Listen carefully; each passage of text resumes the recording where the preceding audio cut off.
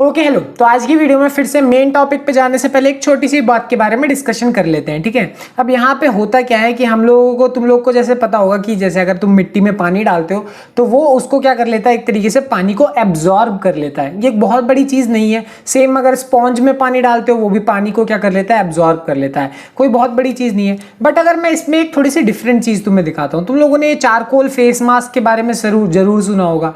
ये क्या होता है कि इसकी सरफेस पे जाके चीज़ें चिपक जाती हैं, जो हमारे फेस पे डर्ट वगैरह वाइट होते हैं, पता नहीं क्या क्या होता है, इतना मुझे पता नहीं, बट इतना समझ लो कि जो भी हमारे मुंह का डर्ट वगैरह होता है ये उसको खींच लेता है, ठीक है, उसको एब्जॉर्ब कर लेता है। हाँ, हालांकि चारकोल के बारे में तुमने ये फैक्ट सुना होगा कि चारकोल डर्ट को एब्जॉर्ब करता है, तो इसीलिए इसको पानी में भी डाला जाता है ताकि गंदे पानी में से जितनी भी गंदगी होगी वो एब्जॉर्ब कर लेता है और ये बहुत अच्छा पीने लायक पानी बन जाता है, ठीक है। तो यहाँ पे होता क्या है कि फर्क क्या है इस वाले में, ये जो नीचे वाले केसेस हैं यहाँ मिट्टी में पानी या स्पॉन्ज वाले, और ऊपर वाले केसेस में फर्क क्या है। फर्क आता है, इस केस को हम बोलते हैं एड्सॉर्प्शन।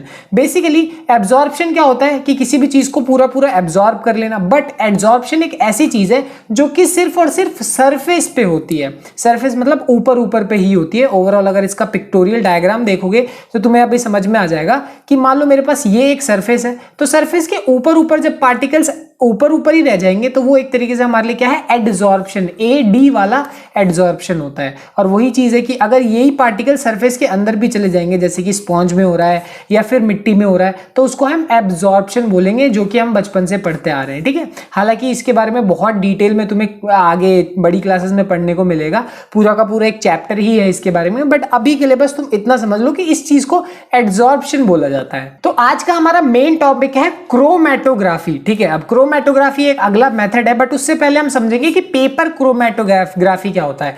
इतना समझ लो कि ये सिर्फ और सिर्फ एक एक्सपेरिमेंट है। अब यहां देखते हैं, मान लो मेरे पास एक नॉर्मल पेपर है, वैसे नॉर्मल नहीं, थोड़ा हटके होता है, बट अभी के लिए समझ लो ये नॉर्मल पेपर है, ठीक है।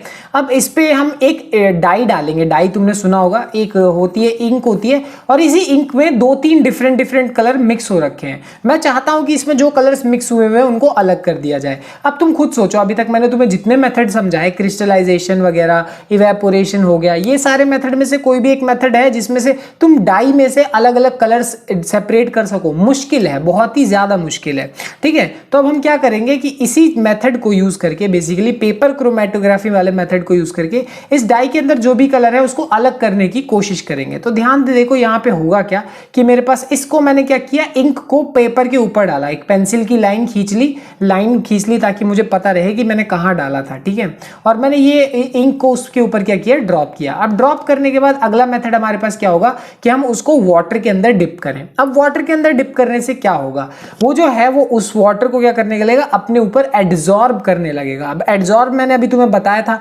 एब्सॉर्ब भी समझ सकते हो, बट वही वाली बात है यहाँ पे। अब वो है अपने पानी को ऊपर की तरफ खींचेगा। तुमने कभी ये चीज देखी होगी कि मान लो मेरे पास इस तरीके से दिया है, अगर तुम इस बत्ती को सिर्फ तेल में डाल दोगे ना, तो तुम्हें पूरा उसको तेल में डिप करने की भी जरूरत नहीं होती। वो जो तेल है वो अपने आप धीरे धीरे ऊपर चढ़ जाता है। ये चीज तुमने जरूर देखी होगी, और नहीं देखी तो पक्का एक बार करके देखो, ये चीज होती है। तो उसी तरीके से, सिमिलर तरीके से, जो इंक है, मतलब यहाँ पे जो पानी है वो धीरे धीरे क्या करेगा, ऊपर चढ़ेगा। अब ऊपर चढ़ेगा तो क्या होगा, वो इंक उस पानी में क्या होने वाली, डिसॉल्व होने वाली होगी। तो डिसॉल्व होते होते वो क्या होगा, धीरे धीरे वो अब सारी इंक को अपने अंदर डिसॉल्व कर लेगा, और डिसॉल्व करेगा, और करता जाएगा और करते जाते जाते ऐसा हो जाएगा। अब तुम बोलोगे ये ऐसा कैसे हो गया?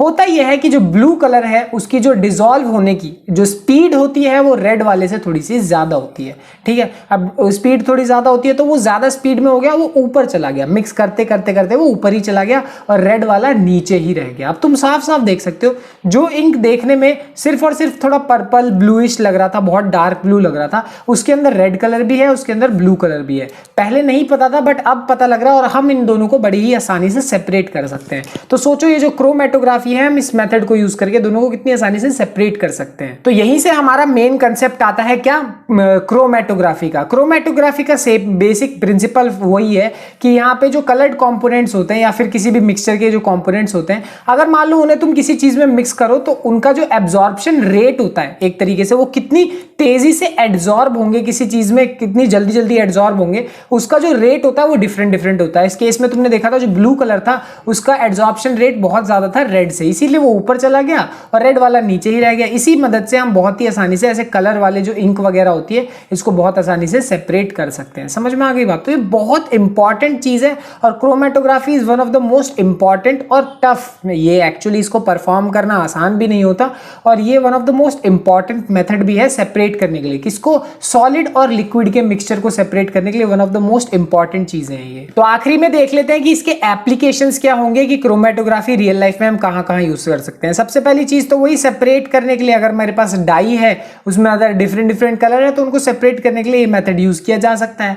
और कहां यूज कर सकते हैं? अगर मान लो मेरे को क्लोरोफिल के पिगमेंट सेपरेट करने हैं। अब तुम्हें क्लोरोफिल तो पता ही है, जो प्लांट के अंदर ग्रीन कलर का पिगमेंट होता है, बट कई केस में ऐसा होता भी है कि क्लोरोफिल के बहुत सारे अलग अलग पार्ट्स होते हैं, like chlorophyll A, chlorophyll B, chlorophyll, अलग अलग पार्ट्स होते हैं। वैसे इतने डिटेल में तुम्हें पढ़ने की कोई जरूरत नहीं है, बट यहाँ पे तुम देख सकते हो कि ये वाला पार्ट, ये वाला पार्ट, ये वाला पार्ट, ये सेम मेथड हमने अप्लाई किया, क्रोमेटोग्राफी को अप्लाइड किया और क्लोरोफिल के डिफरेंट पिगमेंट्स को हमने सेपरेट कर लिया। और कहाँ यूज हो सकता है? ड्रग्स को सेपरेट करने के लिए ब्लड में, ठीक है। तो अगर मान लो ब्लड में ड्रग्स है तो उसको भी सेपरेट करने के लिए हम क्रोमेटोग्राफी मेथड का इस्तेमाल कर सकते हैं। तो ये थी पूरी की पूरी कहानी क्रोमेटोग्राफी की। बहुत इंपॉर्टेंट चीज है ये और इसको समझना आसान है, अगर एक बार एक्सपेरिमेंट देख लो तो बहुत ईजी सी चीज है, ठीक है। खैर मिलते हैं अब अगली वीडियो में, बाय बाय।